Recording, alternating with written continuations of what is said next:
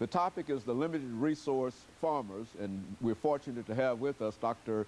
RBullock and Mr. MMcLandon. And of course, gentlemen, before we had our first commercial break, I think, Mr. McClendon, we promised you that we'd give you an opportunity especially to talk about a new program that you have at Tennessee State University dealing with the computer and online activities. And of course, I think that program also plays a very, very important part in Dr. Bullock's overall program. Let's talk about that program for a minute or two. Thank you, Dr. Haney. We just finished constructing the Agriculture Information Technology Center, the AITC Center. Now, what this center is to do, it was built by not only the Cooperative Extension Program, but also by the Institute of Agriculture and Environmental Research, and also the School of Agriculture. But right now it's mainly staffed by our program. It is to promote programs such as Dr. Bullock's program and to provide an avenue for people who may not be able to come to the expo or who may not be able to come to the different workshops that Dr. Bullock and his staff are doing. They can see those things online.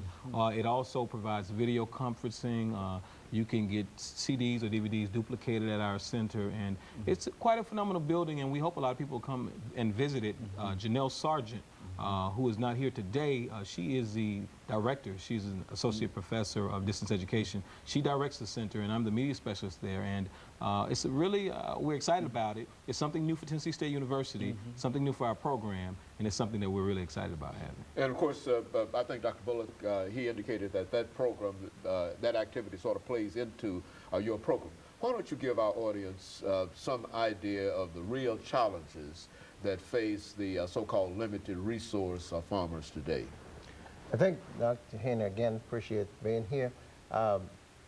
My administrator, Dr. Clyde Chester, and my associate administrator, Dr. Latif Lagari, we all agree that one of the most difficult challenges that we have is to be able to develop markets for small farmers. They're experienced, they can grow the crop. But one of the most difficult things is to be able to get it in such a bulk that we can compete with the very large farmers to get these nice fresh fruits and vegetables into the marketplace. So marketing is the #1 challenge for small and limited resource farmers. Another thing that we're seeing is that most of our male farmers are phasing out, and we're getting an influx of more women into agriculture. And this is one area that we have focused a lot of education into programs, Women for Agriculture. So the challenge is to be able to replenish that pool of small farmers as the population gets older, and also to build a market. We have in staff, Dr. Haney, we have in staff various specialists.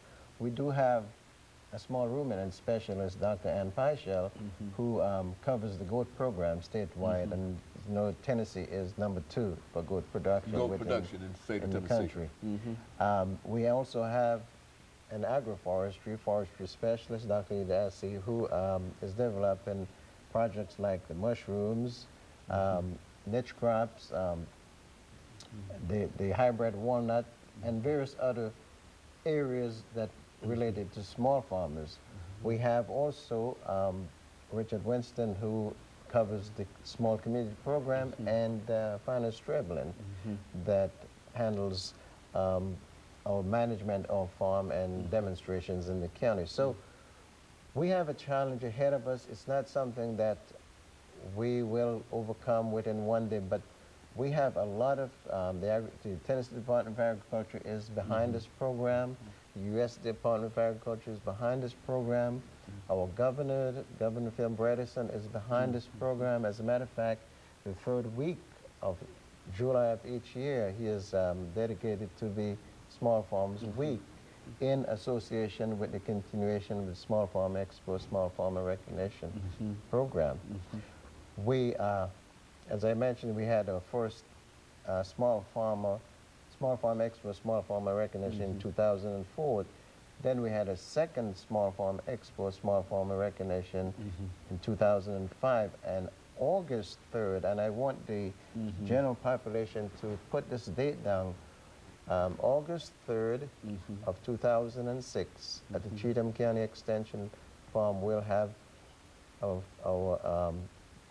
fourth small farm expo, small farm recognition. The governor would be there. Very good. The Commissioner of Agriculture, the mayor of Cheatham County, our president, Dr. Melvin Johnson, has been invited. So we're making the decision makers aware of what's going on here at Tennessee State, because this is not a one-man team. It's not Roy Bullock's team, but it's a group team together. So we're moving forward very strongly, and we've had made quite a bit of inroads, but we still have quite a bit of way to go. Now, Ms. McClendon, I would imagine that it would be this kind of activity that your media operation would be involved in, and you would be able to, with the new facilities that, why don't you talk about what you can do with what they're going to do with the facilities that you have? Well, there are quite a few things we'll do with the Small Farms Expo and Recognition Program. Over the past years, what we've done is go to the various farmers. Well, this past year, we've gone to their farms and actually developed a small package on those farmers to help them promote their entity, as well as the people who come to the expo get a chance to see what their operation is doing that makes it one that should be recognized on the state level. This year, we will have the capabilities of broadcasting the program from the farm so that people who want to see it can actually watch it via the internet. So it'll be broadband streaming internet. That's going to be possible because we purchased a new vehicle. It's our mobile internet satellite platform.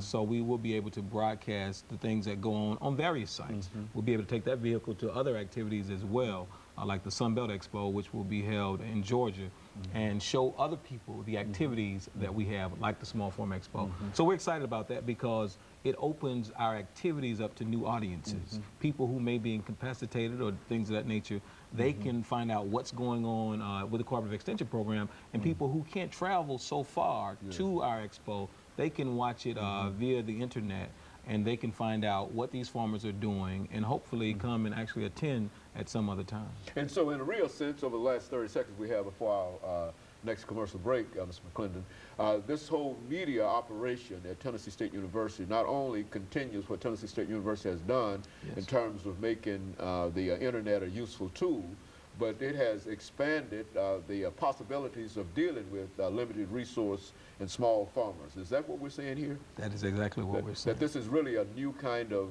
exploration that you're doing now. Yes, and of course, let us take this second commercial break, after which we'll come back and we'll talk about some additional things. And we'll be back with our audience following this very, very short commercial break. We're talking to